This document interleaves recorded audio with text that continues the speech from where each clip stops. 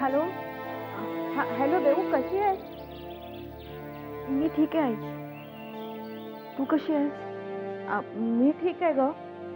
देऊ, अगं विक्रम बद्दलच्या बातम्या बघून काळजी वाटायला लागली. मग देऊ, हे नक्की काय चाललंय ग? हे बघ आई, तू खरंच टेन्शन घेऊ नकोस. लवकरच सगळं ठीक होईल.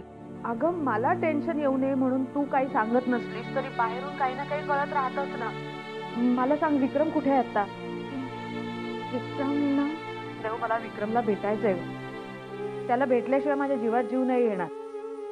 मी असं करते, मी येते आता तिकडे. नाही, नको नको आई, तू कशाला त्रास करून घेते? मी येते तुला भेटायला. तसंही मला सगळ्यांनाच भेटायचंय. अगं मग ये की. कधीपर्यंत येते? लगेच निघते मी, लगेच येते. ये, मी वाट बघते. हा, आणि सांभाळ. हो, बाय. हा.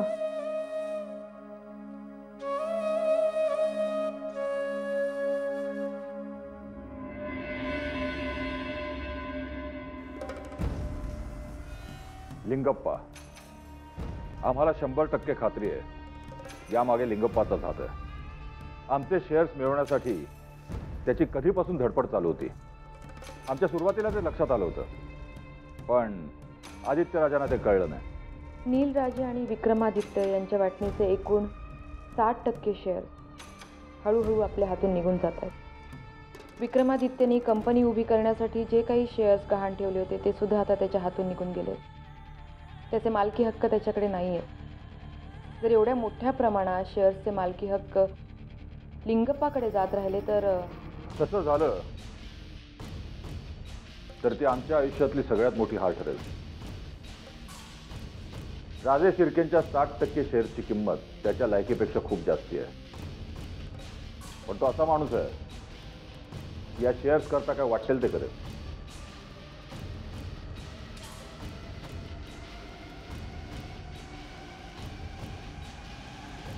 तो काय करायला हवं? लिंगप्पा शेअर्स करता स्वतः कधीच पैसे देणार नाही. तो दुसऱ्याच्या खांद्यावरून बंदूक चालवणारा माणूस आहे. तू एक काम कर, लिंगप्पाच्या वतीने मध्यस्थी करणाऱ्या माणसाचा शोध घे. काहीही झालं तरी लिंगप्पाच्या आधी आमच्या हातात हे शेअर्स पडले पाहिजेत, आणि त्यासाठी कुठलीही किंमत मोजायला आम्ही तयार आहोत. तुम्ही काळजी करू नका. यामध्ये जो कोणी मध्यस्थी असेल त्याचा मी लवकरच शोध घेईन. नताशा, आपल्याकडे वेळ खूप कमी आहे. आपल्याकडच्या विश्वासातल्या माणसाला कामाला लाव. शहरात जेवढे म्हणून शेअर ब्रोकर्स आहेत, ट्रेडर्स आहेत, त्यांच्यावर नजर ठेव. काही झालं तरी ते शेअर्स आपल्यालाच मिळणार. गुड. तुम्ही निश्चिंत राहा, हे काम होऊन जाईल. थांब नताशा.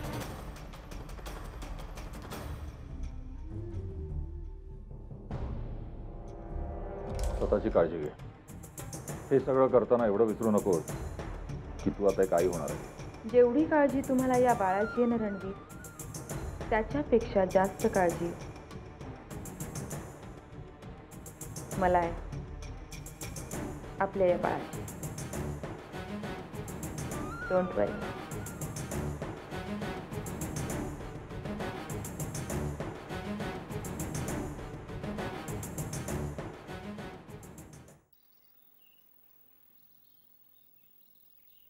देऊ, देऊ, देऊ, कशी आहेस तू? अगं काय ही अवस्था करून घेतली आहे स्वतःची तू? एकट्याने सगळ्याला तोंड देत भाई. अगं हे काय चाललंय नक्की सगळं? अगं आई जरा शांत हो, मी सांगते तुला सगळं. चल ये बस. बस.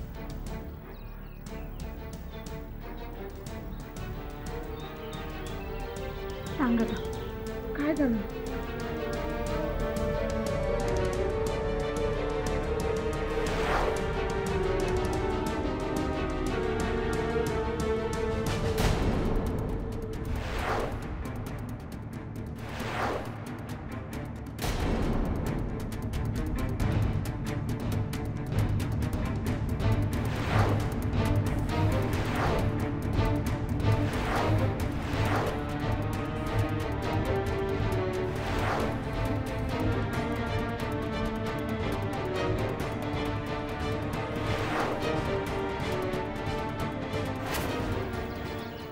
पण तू काळजी करू नकोस, सगळं ठीक होईल. देऊ अगं, एवढं सगळं घडून गेलं, विक्रमला दूर जायची वेळ आली तरी तू म्हणतेस काळजी करू नकोस म्हणून. तू रणवीर राजेंशी बोलून पाहिलंस का या विषयावर? त्याचा काही उपयोग झाला नाही.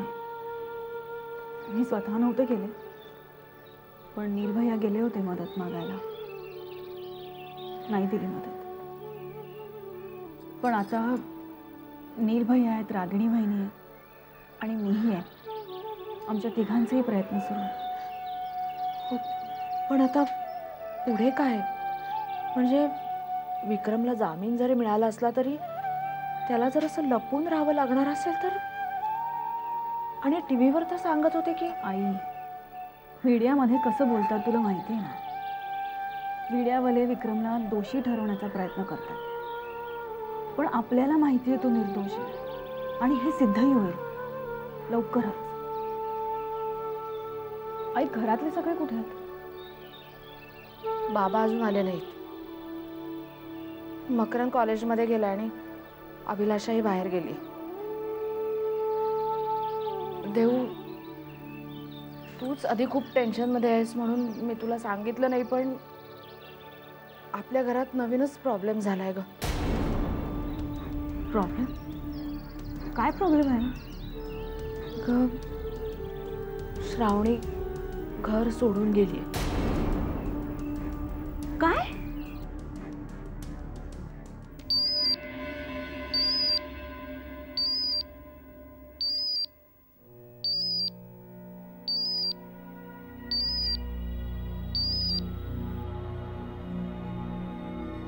हॅलो विक्रम, आम्ही आत्ता तुला भेटायला येतोय. एक महत्त्वाचं काम आहे. महत्वाचं काय काम आहे भैया? काही डॉक्युमेंट्सवर तुझ्या सह्या हव्यात. कुठल्या डॉक्युमेंट्सबद्दल बोलता तुम्ही? विक्रम, कदाचित तुला आवडणार नाही, पण लोकांना नुकसान भरपाई देण्यासाठी आपल्याला आपल्या वाटणीचे शेअर्स विकण्याशिवाय दुसरा पर्याय नाही आहे. हे बघ, आम्ही आमच्या वाटणीचे शेअर्स विकले आहेत. आता तुझ्या वाटणीचे जे शेअर्स आहेत ते विकण्यासाठी काही डॉक्युमेंट्सवर तुझ्या सह्या हव्यात. भैया, काय केलं तुम्ही हे सगळं? स्वतःजवळ काहीच ठेवलं नाही. आमच्यासाठी स्वतःकडचे शेअर सुद्धा विकून मोकळे झाला तुम्ही. विक्रम, वेडाच का तू? तुझ्यापेक्षा ते शेअर्स महत्वाचे आहेत का आम्हाला? आणि बघ, पैशाचं म्हणशील ना तर या प्रकरणातून सुटका झाल्यावर पुढे अख्खं आयुष्य पडलंच आहे की रे पैसे कमवायला. विक्रम, प्लीज, आम्हाला असं वाटतं की हा विषय आपण इथेच थांबूया. ठीक आहे भैया, आम्ही तुला भेटायला ताबडतोब येतोय. Bye bye.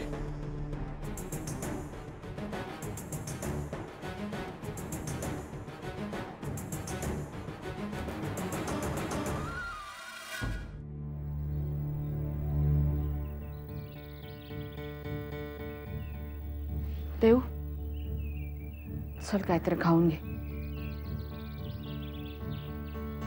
आई, श्रावणी असं कसं करू शकते?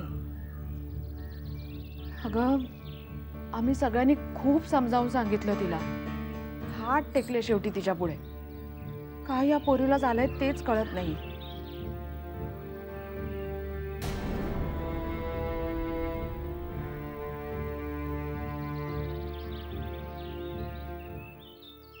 काकू, आईने आत्ताच श्रावणीबद्दल सांगितलं मला. हे बघ काकू, मला माहिती आहे ह्या सगळ्या गोष्टींचा तुला खूप त्रास होत असेल, पण ना तू काळजी करू नकोस. मी स्वतः बोलीन श्रावणीशी आणि तिला नीट समजावून सांगितलं ना तर ती नक्की घरी परत येईल. देऊ, तुला तुझे टेन्शन काही कमी आहेत का? श्रावणीची काळजी तू करू नकोस, आम्ही आहोत तिची काळजी घ्यायला. आणि खरं तर या सगळ्यामध्ये तिचा काहीच दोष नाही. त्या केटीनेच तिला फसवलंय. नालायक माणूस आहे. ते सगळं ठीक आहे काकू, पण श्रावणी ही आता लहान राहिलेली नाही आहे ना. तिलाही जरा कळायला हवं होतं. तो एक अपघात होता. श्रावणीचं चुकत असेल असं जर आपण मानलं तर मग आता जे काही विक्रमच्या बाबतीत घडतंय त्याला तू काय म्हणशील देवयानी?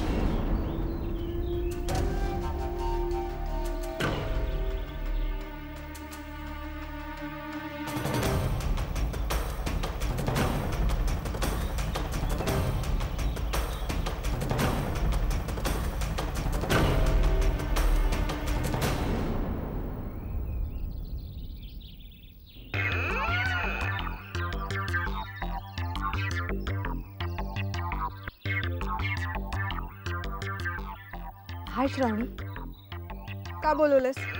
बस ना प्लीज. जे काय बोलायचं ना ते प्लीज लवकर. श्रावणी हे बघ, मी तुला इथे सावध करायला बोलवलंय. हे बघ, तू जर केटी विषयी मला काहीही सांगणार असशील ना तर please. Shravani please, please listen to me. 2 मिनिटं बस ना प्लीज.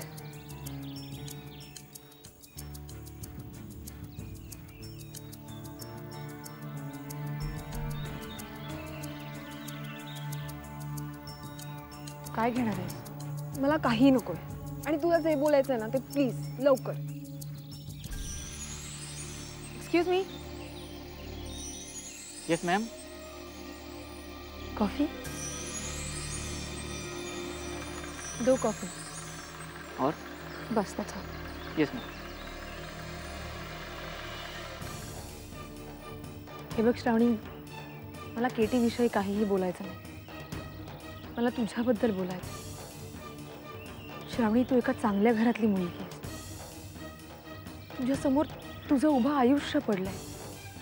केटीच्या बाबतीत तू जो काही निर्णय घेतलायस त्याने तू फक्त स्वतःच नाही तर माझं आणि माझ्या मुलीचं आयुष्य सुद्धा उद्ध्वस्त करायला निघालीस. यू नो वॉट, मला वाटलंच होतं तू हे असलंच काहीतरी रडगाणं गायला ना मला बोलवलं असशील इथे. ट्राय टू अंडरस्टँड श्रावणी. हे बघ केटीबद्दल मी आता काहीही बोलले ना तर ते मे बी तुला नाही पटणार कदाचित. पण एक गोष्ट लक्षात घे, केटीला माझ्या इतकं चांगलं कुणीच ओळखत नाही. थोडासा विचार कर ना. जो माणूस स्वतःच्या बायकोचा, स्वतःच्या मुलीचा नाही होऊ शकला तो तुझा होऊ शकेल असं खरंच वाटतं तुला? आयशा, तू केटीला ओळखू शकली नाही हा तुझा प्रॉब्लेम आहे. पण मी केटीला चांगलंच ओळखते. देऊ, अगं या अशा परिस्थितीत तू तिथे एकटी कशी राहशील? तू एकटी आहेस म्हटल्यानंतर मला इथे काळजी लागून राहील. नको जाऊस, तू थांब ना इथेच. नाही आई, मला नाही थांबता येणार इथे. मला जावंच लागेल. अगं देव, काका, कशी आहेस तू? तू कसा आहेस? ठीक आहे.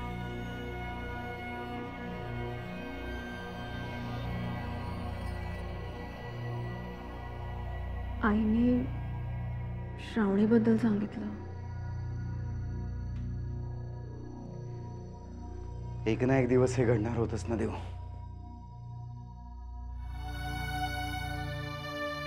असं काय बोलतोस काका? देव, तुम्ही जेव्हा आयुष्यात चुकीची वाट निवडता ना तेव्हा त्या वाटेचा शेवट हा असाच कुठेतरी होतो.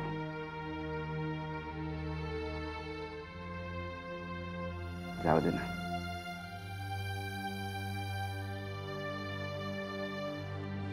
तू कशी आहेस? माझं काय, लढाई सुरू आहे.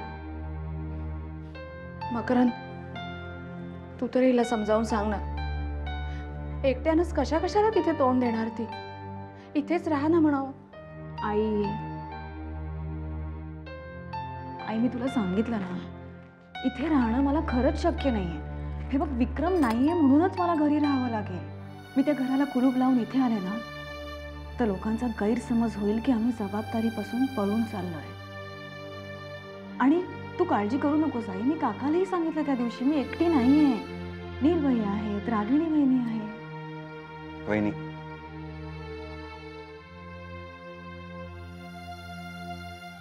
हे बघ, देऊ म्हणते ते बरोबर आहे.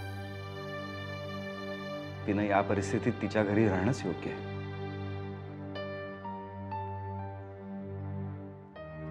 तू खरंच काळजी करू नकोस. हां, चल मी निघते आता. एक मिनिट थांब.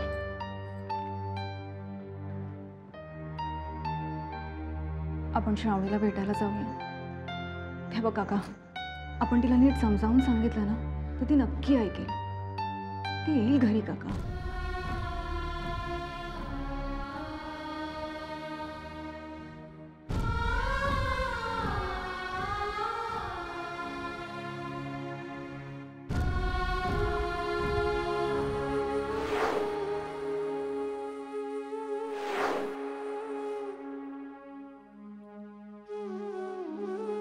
सांभाळून राहा आणि काही लागलं तर लगेच फोन करा. हो आई, येते मी. येते काका.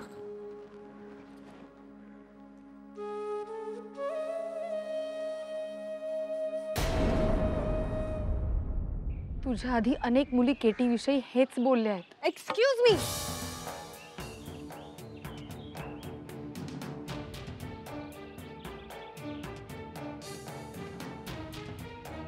एक लक्षात ठेव, मी त्या मुलींपैकी नाही. आणि आज जर केटी तुझ्याऐवजी माझा विचार करतोय तर दोष तुझा आहे, कारण बायको म्हणून तू त्याला सुखी ठेवू शकली नाहीस. नाहीतर आज मला इथे असं हॉटेलमध्ये बोलवून कन्व्हिन्स करायची वेळ तुझ्यावर आली नसते.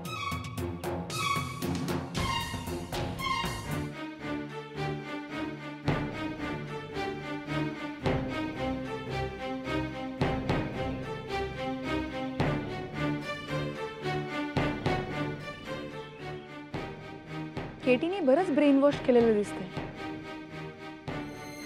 ओके, तसं समज, पण मी माझ्या निर्णयावर ठाम आहे. आय गेस तुझं बोलून संपलेलं आहे, तेव्हा मी निघते. बाय. एक minute bus. I said sit down.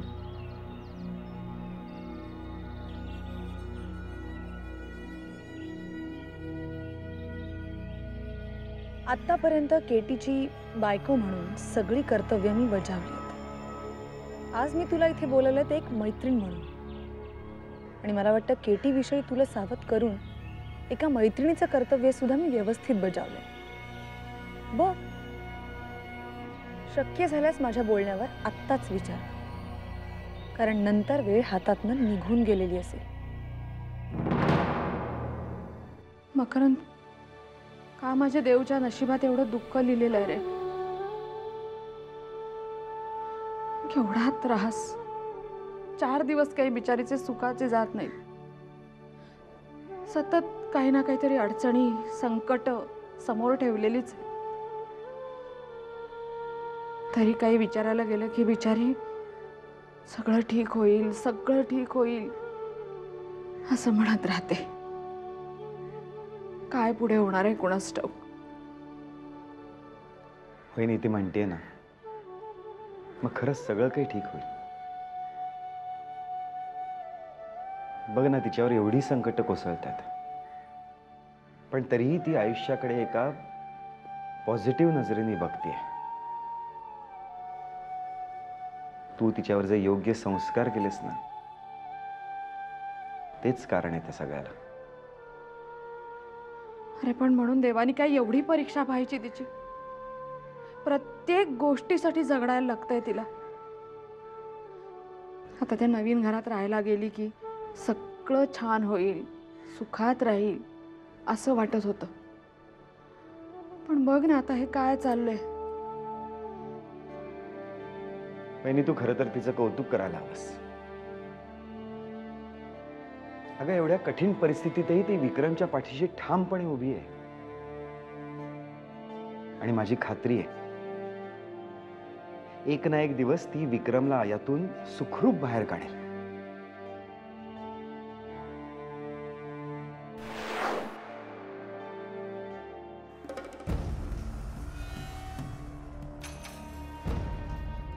बोल नताशा, काय इन्फॉर्मेशन आहे? हो रणवीर, एक महत्त्वाची इन्फॉर्मेशन द्यायची आहे. नीलराजे आणि विक्रमादित्यचे शेअर्स विकत घेण्यासाठी लिंगप्पा एखाद्या मध्यस्थीला घेईल ही तुमची शंका बरोबर ठरली आहे. एका मध्यस्थीमार्फत त्यांनी सगळे शेअर्स विकत घेतलेत, पण अजून ते त्याच्या नावावर ट्रान्स्फर झाले नाही आहेत. लिंगप्पाच्या शेअर बाजारातील सगळा व्यवहार प्रॉफिट प्लस नावाची कंपनी बघते आणि लवकरच या कंपनीमध्ये हे सगळे शेअर्स त्याच्या नावावर ट्रान्सफर करायची प्रोसिजर सुरू होईल. कोण आहे त्या कंपनीचा मालक? मिस्टर निशिकांत बर्वे. शेअर बाजारातील खूप मोठं प्रस्थ आहे. आम्हाला त्यांना ताबडतोब भेटायचं आहे. लिंगप्पापासून त्याला फोडणं तेवढं सोपं नाही आहे. हां, पण जर त्याची इच्छा झाली तुमच्याशी मैत्री करण्याची तर शक्य होईल. बघू, मी प्रयत्न करते. नताशा, आम्ही त्या बर्वेची वाट पाहत आहोत.